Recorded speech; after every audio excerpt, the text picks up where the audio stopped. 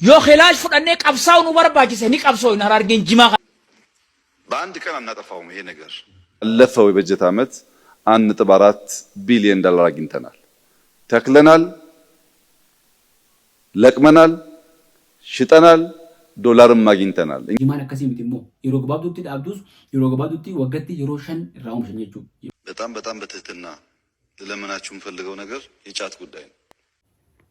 ቪዲዮ ከኛና አንገሩማት ዳወዳ ያደ ቪዲዮ ከነረ ቀብደን ንኸናዳ ከወይምቶ ዳወቶ ተኸኛ ኩምበር ኮሚቴ አላ በር ኮሚቴ አነኮ ቤከሙ ሰገንታ ደታ ቀባቴ ጉያራ ሲኒ ዲያታ ጉየቲ የሮ ተካ ሰገንታ ደታ ዋይ ሐዋሱማ ቢዲነግዴ አካታ ጅሩፍ ጅሬኛ ሐዋሳ ከኛ ዋይ ሞተ ከኛ ዋይ አዱኛ ቲቪ ከኛ ቀባቴ ሲኒ ዲያታ አራስ ዋይ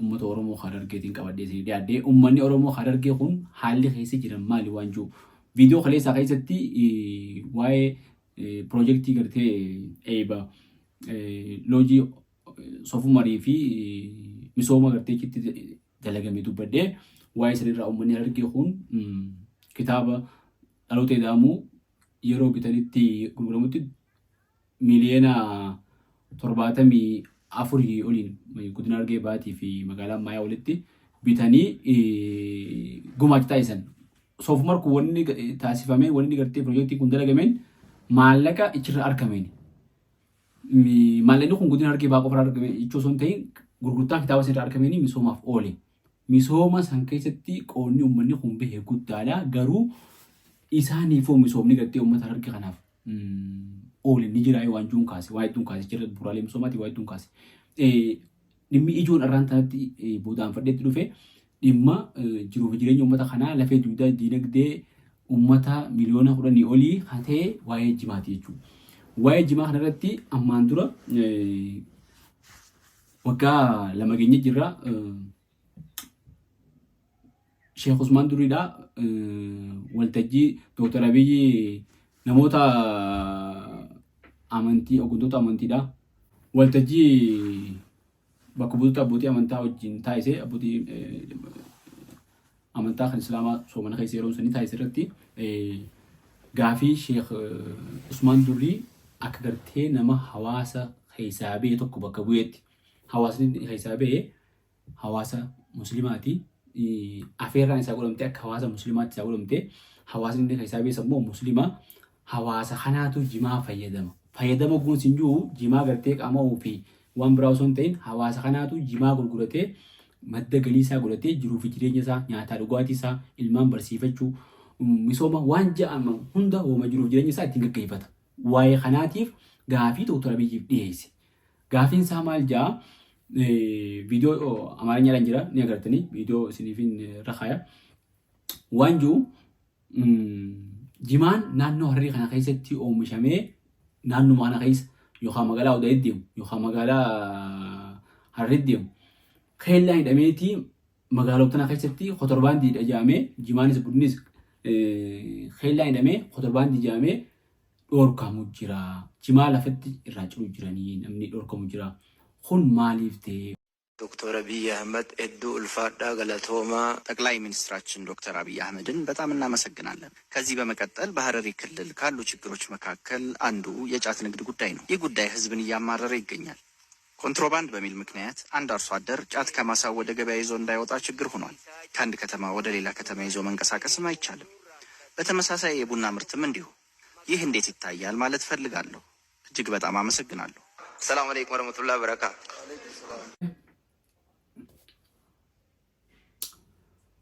ጂማን ኮንትሮባንድ ጃሜቲ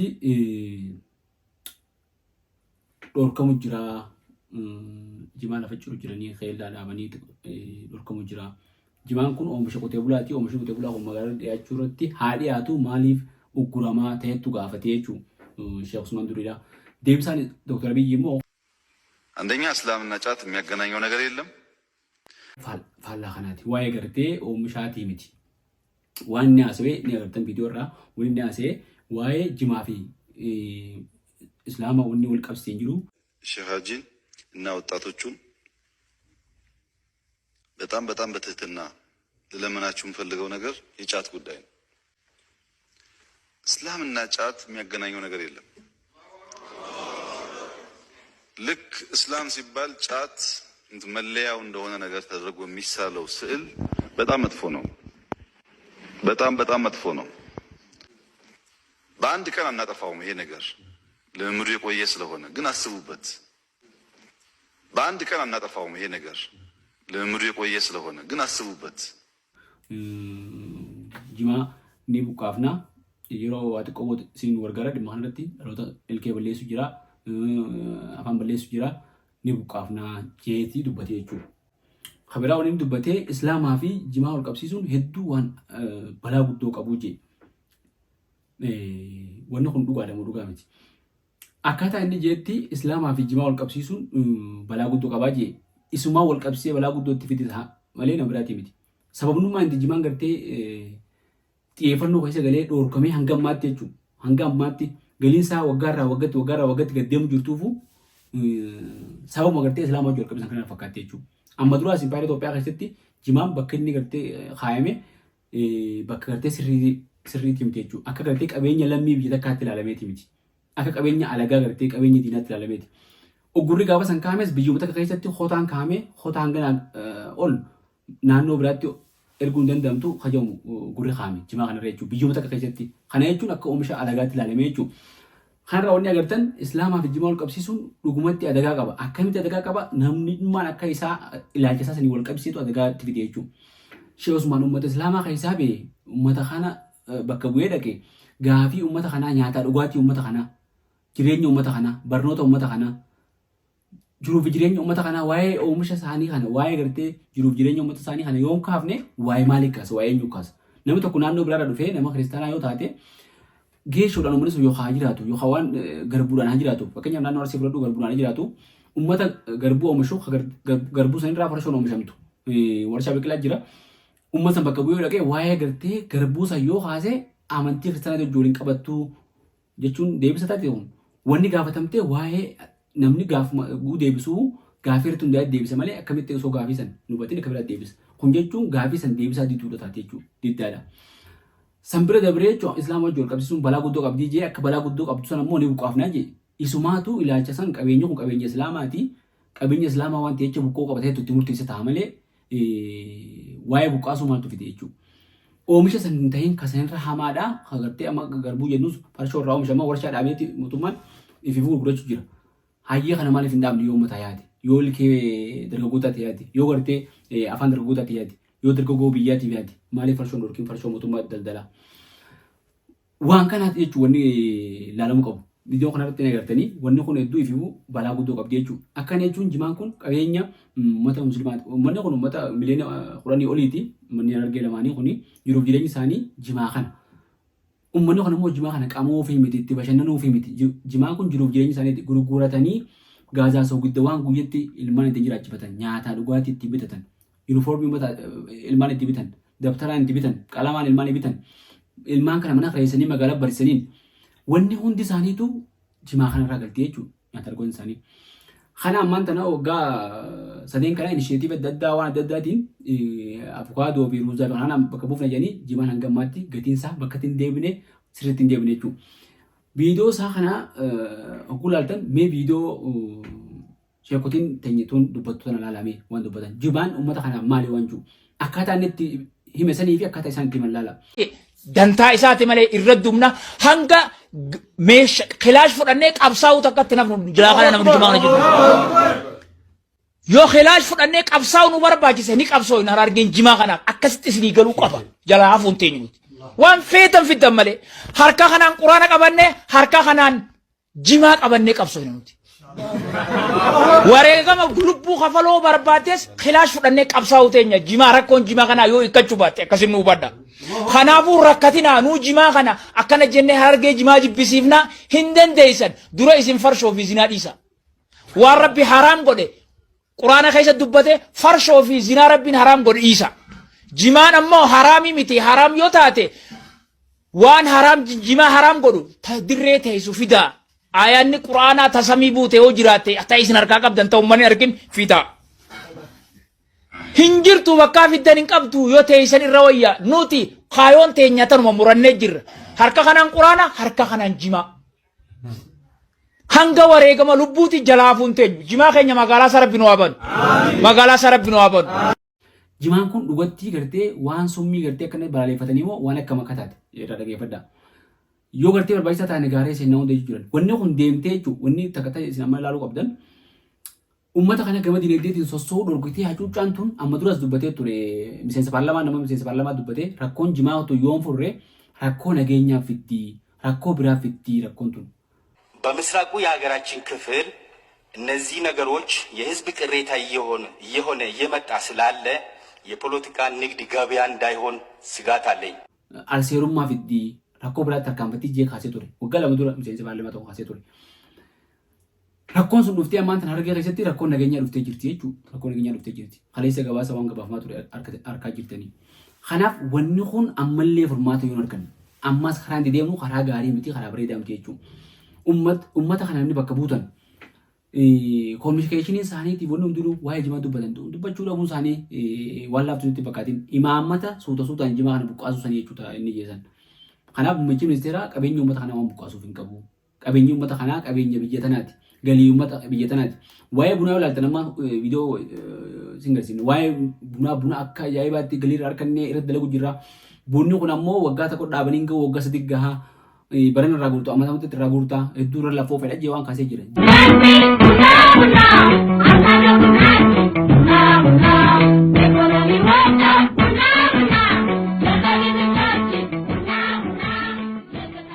ክቡራን እንግዶች ለአንድ አርሶ አደር እርሻ አርሶ ክረምቱ ካለቀ በኋላ ሃርቨስት ለማድረግ በሚደርስበት ወቅት በማሳ ላይ የሚያየው ዘር የሚያየው ፍሬ የሚሰጠውን እርካታ ከሽያጭ በኋላ ከሚያገኘው እርካታ የሚያንስ አይደለም። ለአንድ መንግስት አንድ ኢኒሼቲቭ ጀምሮ ያ ኢኒሼቲቭ በሁሉም ማህበረሰብ እንቅስቃሴ ውጤት አምጥቶ እንደዚህ ለምስጋና መድረስ በጣም ትልቅ ደስታ የሚሰጥ ስለሆነ እኛም እናንተም እንኳን ደስ ያላችሁ ማለት እወዳለሁ። ቡና የኢኮኖሚያችን ዋልታ እየተባለ መኖሩ ይታወቃል። የኢኮኖሚያችን ዋልታም ነው። ነገር ግን ከቡና ልናገኝ የሚገባውን ጥቅም ከአርሶ አደር ጀምሮ በሀገር ደረጃ በበቂ ስናገኝ እንዳልነበር ይታወቃል። የግሪን ሌጋሲ ኢኒሼቲቭ ሲጀመር አንዱ የትኩረት መስክ ቡና ነበር። ሌላው ሻይ ነው፣ ሌላው ሩዝ ነው፣ ሌላው ስንዴ ነው። የቡናን ብቻ ስንወስድ የዛሬ 5 ዓመት ገደማ ኢትዮጵያ 500,000 ቶን አይሞላም የዛሬ 5 ዓመት የምናመርተው ቡና ዛሬ ከግሪን ሌጋሲ እንቅስቃሴ በኋላ 1 ሚሊዮን ቶን ማድረስ ችላለች። በእጥፍ አድጋለች። 1 ሚሊዮን ቶን አደገ ሲባል በቁጥር ብቻ አይደለም። ባለፉት 5 ዓመታት ኢትዮጵያ ውስጥ ያለው የቡና ኮንሰምፕሽን ሎካል ኮንሰምፕሽን በከፍተኛ ደረጃ አድጓል። ሰውም አድጓል፣ የቡና ፍላጎትም አድጓል። ነገር ግን የዛሬ 5 ዓመት ኢትዮጵያ ለኤክስፖርት ያዋለችው ቡና ያስገኘው የውጭ ምንዛሪ መጠን 760 ሚሊዮን ዶላር ነበር የዛሬ 5 ዓመት። ባለፈው የበጀት ዓመት 1.4 ቢሊዮን ዶላር አግኝተናል። ተክለናል፣ ለቅመናል፣ ሽጠናል፣ ዶላርም አግኝተናል። እኛ ደስ ያለን ማን ደስ ይለዋል ማለት ነው።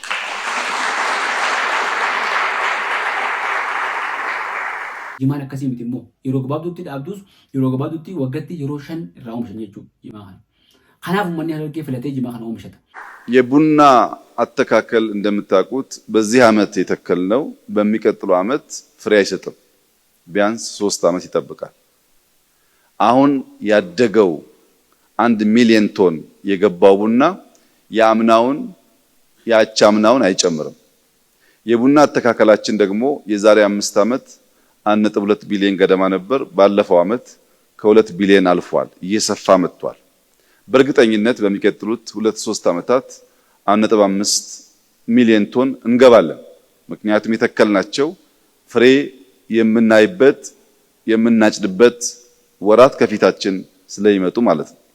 እያንዳንዱ አርሶ አደር፣ እያንዳንዱ ቡና ላኪ፣ የግብርና ሚኒስቴር ሙያተኞች ማየት ያለባቸው መትከል መቀጠል አለበት። ከፍተኛ ዶላር ማምጣት መቻል አለብን። በዓለም ላይም የኮፊ አረቢካ መገኛ ብቻ ሳይሆን ትልቁ አምራች የሚባል ስም መያዝ አለብን። ያኔ የኢኮኖሚ ዋልታ ዘፈን ሳይሆን ተግባር ይሆናል። Oomisha isaanii kana bakka dhorkuun ammoo uummata kana bakka dhorkuudha. Uummata kana akka lammadaa lammii biraa gartee lammaffaatti lakkaa'uudha jechuudha. Yaa Arhamar Raahimiin yaa Mujiba Saa'iliin jajjabaate gaamriin meenu dhaqqabi nasriin jajjabaate gaamriin meenu dhaqqabi nasriin. Har'a gurraaf osoo hin taane gurraattiif dhufne dhimmi nuti irraa haasa'uudhaaf bakka kanatti argamne dhimma jimaati. Dhimma jimaa Harargee jechuun dhimma jireenyaati, dhimma lubbuuti, dhimma jiruuf jireenya hawaasaati, dhimma jiraachuuf dhabamuuti. Duularraa duulli hamaan duula Diinagdee ikoonomiiti. Duula qoonqooti. Uummata keenya rasaasa bakkarraa darbaman beeyneetu isaan dhawaa jira. Rakkoo takkaa hin yaaddamin. Hawaasni keenya jimaa gurguratee jimaa kanarraa waan harkatee nyaata bitatee ittiin jiraatan ittiin ilmaan isaallee jiraachifatu. Har'a sababaa gabayaan duraa cufamuutiin jimaa kaleessa gurguree ittiin midhaan bitatu bakka geessu dhabee magaalaan itti cufamtee karaan itti cufamee lafatti irraa haamaadhaa jira. Biddeena lafa ciraadhaa jira. Waan silaa nyaatee ittiin jiraatu lafatti irraa haamaadhaa jira bakka geessu dhabee akka godhu wallaalee haadha irra daraaree jechuudha. Uummanni waan nyaatu dhabee mootummaa nyaata akkuma jaamu akka nama mootummaafis nahuu tokkotti mootummaan dhimma kana akkamiin ilaalu jira.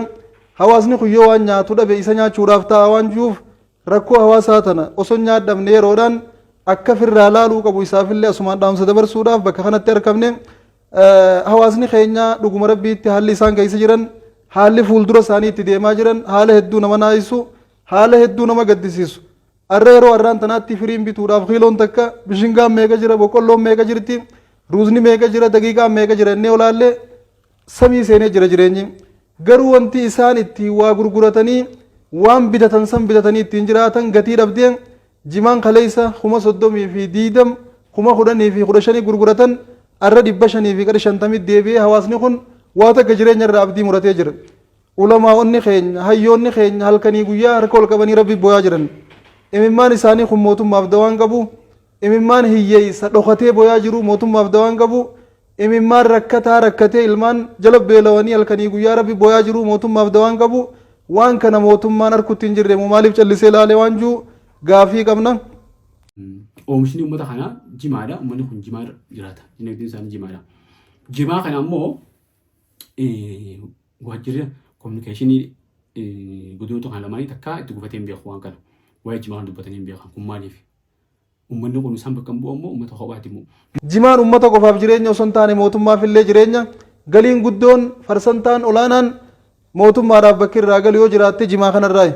Hawaasni Harargee lamaanii jireenya isaanii farsantaan 100 jimaa kanaan jiraatan yoo inni kijibaa miti lafa qamadii facaafatan hin qaban lafa bishingaa facaafatan hin qaban lafa boqqolloo fi xaafii facaafatan hin qaban lafti isaanii guutuun jimaadhaan uwwifamtee jirti.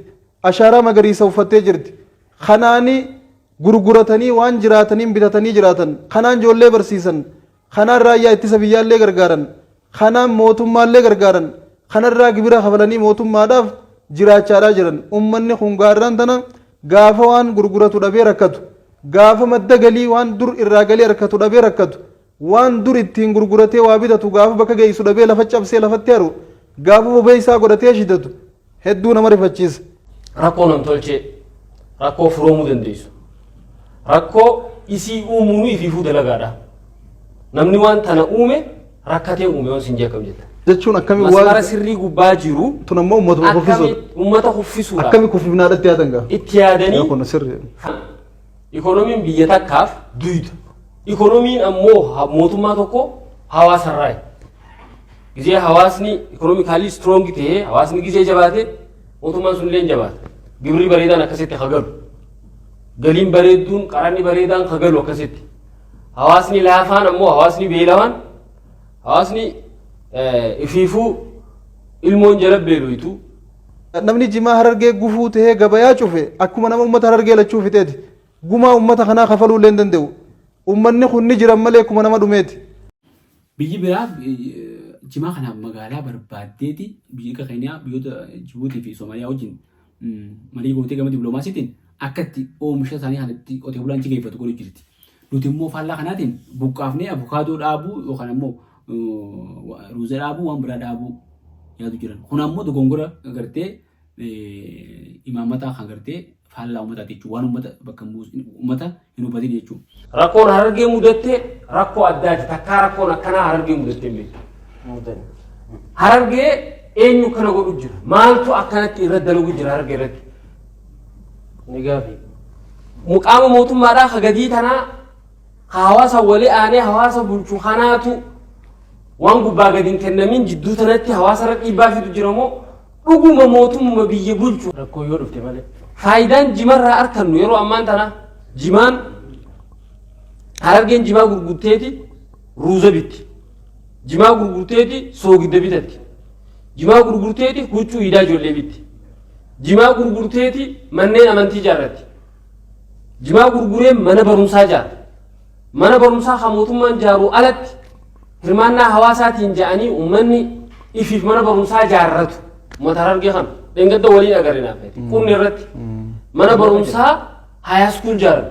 Bakka hunda akkasuma jira. Maaleen isaa maali? Jima maallaqa jimaa kana. Waan mootummaan godhuu qabdu mootummaa gargaaranii. Doolaarri jimaan kun galchuu jiru. Doolaarri jimaan galchu. Amma amatuma sadii amata afur dura dirree xiyyaaraa tana ammaan tana dirree dhaadhaa gisee ol seente xiyyaara kursii irraa guuranii guyyatti xiyyaarri afur xiyyaarri shan haqaaraa takkarraa doolaara meeqaa gala galii mootummaadha. Asiin dirree xiyyaara dirree dhawaatiin dirree xiyyaara Addis Ababaatiin karaa kaargootiin wanni deemu. Asiin Ayisuuziidhaan asiin Jabuutiidhaan asiin Keeniyaadhaan bunallee caalaa galii galchuu keessatti wanni akka jimaan yeroo kan caamu jimaa hoggusa diyoggoo afur irraa gurguratan. Dinagdee biyyaa keessatti galii barana eessa akka jiru jimaa wanni beekamu jirtu hedduu qabu. Bara 2020 takka keessa doolaara 402 doolaara 402 miliyoona doolaara miliyoona 402 turre galiin biyyaa. Amata itti aanu doolaara miliyoona 890 takkaan si'a. Waggaa itti aanu doolaara miliyoona 880 20 takka 22 23 gaddeemaa dhufe jechuudha. 402 tuqaashan irraa 390 takka moo kanarraa deebi'ee waggaa itti aanu immoo 480 deebi'ee hedduu gaddeemuu jira jechuudha galiin isaa. Galiin biyyaa galtu. Kun gatiin jimaa kan duraan qaalii ture rakkishee akka malee akka gabbuu godhame jechuudha. Warri Rabbiin uummata dura isin kaa'e godina irraa kaasee hanga Oromiyaatti Oromiyaa irraa hanga federaalaatti Rabbiitu uummata kanarra isin jiraachisee dura isin kaa'e. Dura isin kaa'uun irra isin jiraachise malee isiniif uummanni kunis tokkuma. Uummanni irra rakkatu kun boru bakka ta'e isin jiraachuun mala. Isin irra uummata rakkisu kun boru gabbuutanii bakka hawaasaa sana jiraachuutu mala. Akka nama Rabbiin hawaasaa ol godhee tokkotti ilaala. Hawaasa kana Rabbiitu irraa ol nu godhe. Maal godhuufii qabna maal godhu jirra. Rakkoon nuti isaan irraan ga'u jirru maali? Wanti nuti isaanii godhu jirru maali? Jaayif gaafadha. Moo akka mootummaan barbaadutti uummata kana madda galii isaanii kana dhorkanii madda galii biraa isaaniif harka kaa'uudhamu maali? Inisheetiif jedhanii wanta adda addaa irtee dalagu jira yeroo hedduu. Wanni kun waan bareeddu hayyaa dalaganii garuu waa'een jimaa lafee duudaa uummata kanaa hatee kun madda galii uummata kanaa hatee kun akkamitti irraanfatamee laaftu ilaalama. Fakkeenyaaf baranatti Itoophiyaan galiin isiin bunarraa argatte gabaasa keessa dhiyaatee jira waan guddaa ajaa'ibaati. Garuu kan jimaarraa argame dhiyaatee jira. Jimaan kun dinagdee biyyaa keessatti gumaacha guddaa qaba. Gabaasni isaatii fi akkaataan daldala isaa maaliif danqama? Maaliif gurgurama? Maaliif dhoofama? Kanaaf ragaa ilaalchi mootummaadhaa maal akka ta'e amma duraas dubbannee jira yeroo adda addaatti. Muummichi ministeeraa amma dura jimmatti illee asii hojii argatte illee yeroo adda addaa gaafii kaasee illee asii jimaa kana ammatti illee ta'uu baattu suuta dabamsiifnaa waanjuu kaase. Fakkeenyaaf soofumar goo agartan wannichi dalagame sun waan bakka biraatti dalagamuu ta'u achuma taate wanni sun waan rabbiin ichi kanne. Wanni hargee jirtus garbuun gartee bakka biraa jirtu garbuuchiiti. Jimaan hargee jiru jimaan hargeeti. Barbareen garbuu jirtu barbareen. Miidiyaa yoo laatan barbareen naannoo giddu galeessa Itoophiyaa kanarraa oomishamtee gabaasa irra jirti. Gabaasni bunaa akkasii dhiyaataa jira. Kasalliitaa akkasii dhiyaata. Hundi akkasii dhiyaata. Kan jimaa kunoo maaliif hin dhiyaanne maaliif dhoofama? Anta riippoortiin maaliif ta'a? Maaliif akka ija biraatti ilaalamu wanni kun? mootummaan kun keenya jecha mootummaa gartee jimaa buqqaasu akka itti keenya jechuu danda'u uummanni kun ajaa'iba taate mootummaan Oromoo guujaan uummanni kun Oromoo miti moo uummata biraati lammii biyya tanaatii miti uummanni kun waa hedduudhaatu wal dubbatan jira hunda dubbatanii gaanfitanii akka dhaamsaatti immoo ni dhaammachuu barbaan rakkoon uummataatuun daftee furamuu qabdi rakkoon hawaasaatuun daftee hiikkachuudha qabdi gaafa waan nyaatu dhabee rakkate rakkoon tun isaan gad dhufte jee gaafa laale gara mootummaatiin gad dhufte waan yaaduuf qalbiin isaa bakki itti rarraatu bakki qalbiin isaa itti cabtu bakki gartee hoggaa gaddillee isaa akkana na godhe jee namni itti gaddu yoo jiraate mootummaadha mootummaan waan kana caljee laaluu osoo hin taane iyyansa uummataa kana dhagahee rakkoo uummataa kana dhagahee dafee uummata keenyaaf furmaata laachuu akka qabu dhaamsa dabarfachuu barbaanna. Hooggantoonni sadarkaa adda addaa jirtan waan gartee dhuguu dhoosaadhaa silaajimaa kana godhanii dubbattan tana mootummaa gartee qaama isin olii irratti itti dubbadhaati amansiisa. Wanni kun waan uummataati waan akkanaati jiru jireenya uummata kanaati itti taphachuun ta'uu jaanii kunoo isinoo warri gartee guddina kana uummata miliyoona lakkaa'amu kana bakka buutan uummata jiru jireenya isaa kana jimaa irratti bu'uura godhatee jimaan isin barsiisee jimaan bakka isin buufatee isin kana aangoo isin kaa'e kanaaf maal yaaddan? Akkuma inni ji'a kanatti isinis buqqaasuu yaaddan moo isin isa amansiiftanii buqqaasuu osoo hin ta'in uummanni kun madda galii isaaniiti gabayaan isaatti barbaadamee uummanni kun sirnaan daldalatanii sirnaan oomishatanii galii argatanii biyyaafis gumaacha godhanii akka ifis guddisan yaada dhiyeessanii mootummaa amansiiftan moo uummata kana yaadni mootummaan sirriidhaa buqqaasuun sirrii jedhee amansiiftan gaafii tan isimaaf hin dhiisa. Viidiyoo kana ilaalaatii namutu yaada madaalawaa cal jennee gartee akka fedhe jimaa ni buqqaafna jechuu dandeenya akkam cal jennee ni buqqaafnaa qofaa miti jiruuf jireenya uummata kanaa jimaa wajjin hariiroo inni qabu maali akkamitti jimaa kanaa wajjin uummanni as gahee waan jiru ilaalamee qalbii isin deebi'a qalbii nagayaatiin arraaba asitti isin irraa dhaaba hedduu galatoomaa.